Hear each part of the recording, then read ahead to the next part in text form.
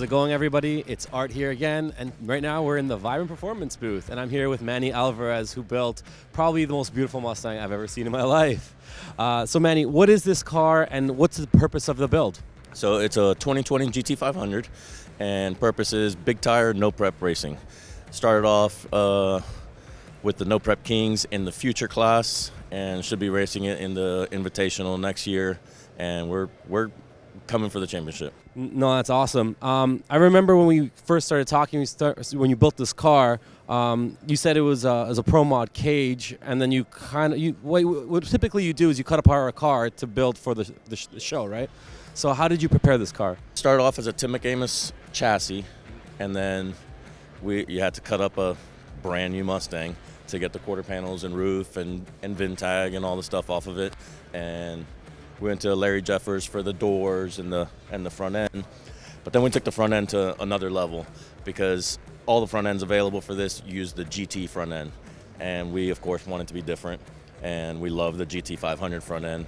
So then at our body shop that we have in-house, they cut the front end off and they molded in the GT500 front end, which sets the car apart. It did exactly what we wanted it to do. And the color, it looks familiar. What's this from? So the Heritage Edition, we saw an ad in Facebook with a GT500, and we're like, that's what we're going after.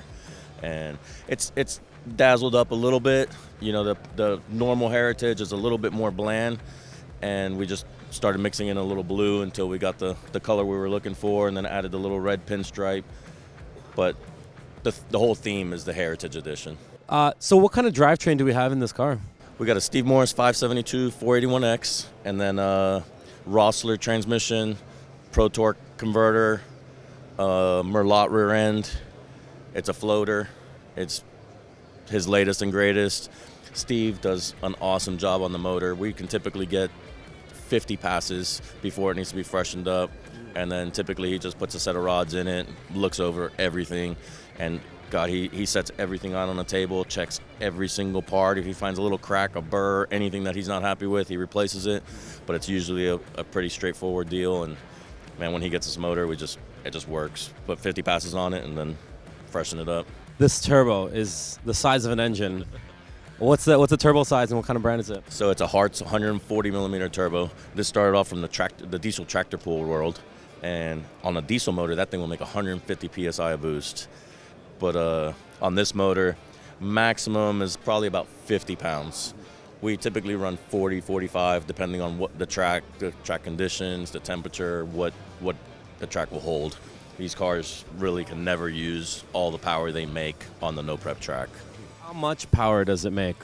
It'll make just over 4,000 to the wheels, but we typically can't use that on the no prep. I would say we're probably in the 32 to 3,700 range on a typical pass. So what is No Prep Kings for the audience that doesn't watch the show? Okay, so No Prep Kings started, at first it was just regular Street Outlaws through the 405, Street Racing. They're the pioneers of that TV show. They're all the OGs. They did it for probably 7-8 years, and then they wanted to be able to bring the racers to the track where the fans can actually be there, because normally it was all street racing, and obviously there's no fans there. So then they decided they'd bring it to the track. They scrape the track. They take everything off the track, try and make it as much as like a street as possible, but then you can get fans there, and they get to interact with the racers, and it's awesome, man. It's grudge racing. How would you describe grudge racing to someone? So grudge racing. So first they do grudge racing. You get 2 or 3 grudge hits. You go and you find it could be a rival, or it could be a buddy. You know, some people like to grudge their buddies so that the other racers don't know how fast their car is. Mm-hmm. Some people want to grudge race the fastest car there so that they see how they stack up. I want the fastest guy there. I want to see where we're at. And then sometimes if you get to talking a little trash, then you put some money on the line. And we've done some $2,000 grudge races, and some of those guys are $5,000 and $10,000 grudge races. But I'm not that level baller yet. So what time slip does this car run? Yeah, we're really not supposed to say, but it's in the 3s and in the 8th, close around 200 mile an hour. It's fast. We'll leave it at that. We gotta leave it with that element of surprise. So just going over to the fabrication components, we've been working together, and we've been working together because you came to us and you love the product. So, For a long time on every turbo build we do in the shop, we do a lot of turbo builds from street cars to race cars. And man, the durability, the quality of the parts is second to none. So on here, this Hartz turbo uses it's a 7-inch inlet, it's a 6-inch downpipe, and then 5-inch charge pipe. So we have your aluminum, on the charge pipe, your stainless steel on there, and then we run the first section in stainless steel, and then we immediately switch to aluminum. So that's all aluminum there. And then, of course, your stainless steel, 2.5-inch primaries, 3.5-inch up pipe with your bellow. These cars go through, they shake the tires, you put them on the 2 steps, they can crack pipes. So those bellows are great. It gives it just enough flex to where it doesn't crack.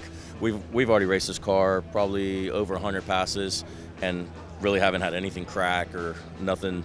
And this is about the hardest you can be on these materials. So we go and make a hit, get those headers 1300 degrees for 4 seconds, come back, bring it to the pit, and put fans all over it and cool it down.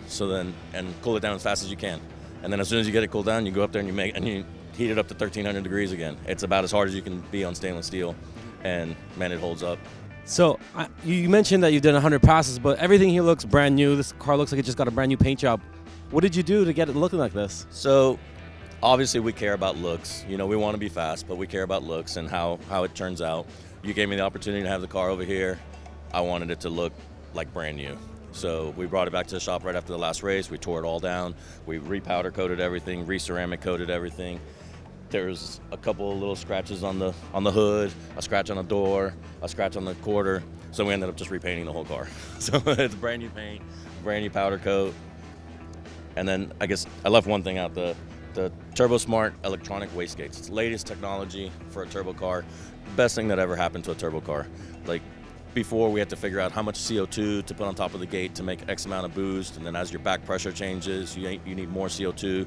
With this, it makes my life so much easier as a tuner. I go in there, I tell it I want 15 pounds of boost on the trans brake, it makes 15 pounds of boost. I put my ramp in, and it makes exactly what I tell it. And then it has good data, like good data coming out of it. So when I pull up my log, it shows me what wastegate the position was to equal X amount of boost. So then at one point, if something happens, and I see now the wastegate position has changed to make boost, then I know I need to look to find out if there's something wrong. So for example, one of the passes I made, I lost a lifter. So basically it lost a cylinder. Well, then boost kind of dropped a little bit, and then the wastegate just closed, and then it brought the boost back up to where it was supposed to be, which is something that would have never happened with CO2 because it wouldn't have just made the change by itself. No, we know Marty as well from Turbo Smart, and they designed some of the best components I've ever seen. Even they already have the best, and then they continue and continue. No, for sure. So HPP is your shop, HPP Racing. Where are you located, and what can a customer expect if they bring one of their cars to you? So we're in Dallas, Texas. Mostly late model muscle. That's probably our biggest reputation. Late model Mustangs, Camaros, Corvettes, Hellcats, stuff like that. And then we also do the race car stuff. But our biggest market is street cars. Probably 800 to 1,800 horsepower street cars is our biggest customer base. We just got a 25,000 square foot shop a couple years ago. So now we have 2 chassis dynos in ground. We have full body shop in the shop, 2 paint booths. So we can take care of it front to back, top to bottom. The only thing we don't do in-house is roll cages and chassis. So like we got this chassis and then we did everything else from there. Wired it, tuned it, everything. So you'll find me on the dyno all day.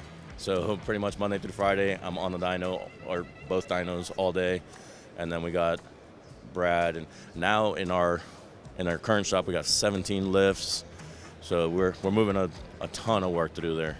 And it brought our lead times down. We used to be 3 months out, and now, we can get in within a couple weeks, and it's going good. So since you mentioned you're a tuner, what kind of management do you typically use? So my favorite is Fuel Tech. It's what's on here.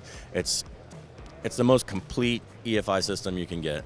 So everything is in one system. All your ignition, everything. You don't need any other boxes. and then your most of the time, before you had to have a separate data logging system, and you have to flip between your data log here and there. With the Fuel Tech, it's all integrated into one. All your logs lay over. You can lay anything that you're logging on top of each other. Your past logs. It has so many things in there. I have 3 different ways I can do traction control. I have so many safeties built in where if something happens, it corrects it. And then same thing, they're almost the same as TurboSmart. Like, they already have the best product, and they're still making it better and better. They just released their new vision, and I can't wait to get that in the car. It's great that you kind of just always pick the best of the best, and I'm really happy they always include us. So if our audience wants to find you on social media or on a TV show, how can they find them? So Manny Alvarez is my personal one. We just launched a Blue Angel racing page. And then HPP Racing has Facebook, Instagram. We haven't gone to the Twitter yet. I guess we got to go there and the TikTok and all that. But for right now, Facebook, Instagram, YouTube. We have a good YouTube channel going as well. And we'll be posting a bunch of videos of the Blue Angel making passes, in-car videos, which come out really cool. Well, thank you so much, Manny, for everything. We really appreciate the support. Make sure you guys like, subscribe, comment. If you have any questions you want to ask Manny, I'm sure he'll jump into the comments and get back to you guys. We'll catch you on the next one.